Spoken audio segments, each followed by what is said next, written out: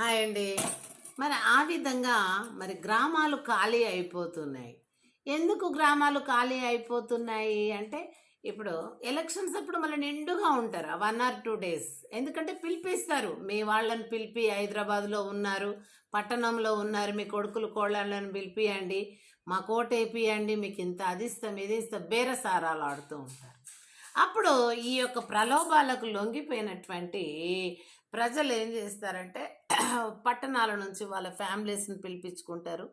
ఆ ఉన్న 1 are 2 days family అంతా గెట్ టుగెదర్గా ఇంట్లో ఎంజాయ్ చేస్తారు. మరి వాళ్ళు ఇచ్చే డబ్బులు తీసుకొని వాళ్ళకు ఓట్లు వేసి పోతూ ఉంటారు. ఈ రకంగా మన పరిస్థితి ఉంది.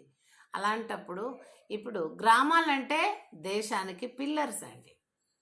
మన దేశమే గ్రామాల దేశం, పల్లెలే పట్టణాలకు పునాదులు. కాబట్టి పట్టణాలు దేని మీద నిలబడుతున్నాయి? పల్లెల మీద స్టాండ్ అవుతున్నాయి. కాబట్టి పట్టణాలలో ఉన్నటువంటి ప్రజలందరికీ కూడా అన్నం పెట్టేది ఎవరండి? పల్లెలే కదా. ఆ యొక్క బ్యాక్ బోన్ అనమాట. బ్యాక్ బోన్ లాగా పల్లెలు పట్టణానికి సపోర్టుగా అన్ని విధాలుగా ఉంటున్నాయి. మరి ఇలాంటిది గ్రహిస్తున్నారా? అలాంటి గ్రామాలను, అటువంటి పల్లెలను డెవలప్ చేసుకోవాలంటే ఈ ఎలక్షన్స్ మూమెంట్ లోపల మన దగ్గర ఉన్న ఆయుధము, వెపన్ ఏదది? పీపుల్కు గ్రేట్ వెపన్ యాజ్ ఏంటి? ఓటు. That is secret. మనం అందరికి అవుననాలే, ఎవరు వేస్తే తీసుకోవాలని ఇష్టరకాలు కాకుండా తీసుకుపోయి మనం నచ్చిన వాళ్ళకే, నచ్చిన వాళ్ళకంటే తాగి ఉంటే, ఇప్పుడు నేను ఒకటి ఎగ్జాంపుల్ చెప్పినాను. అక్కడ వికారాబాద్ దగ్గర ఒక ఆయన తాగి తెల్ల బట్టలు ఎర్రగా చేసుకొని వచ్చాడు, పట్టుకొస్తున్నారు పటేలా అని.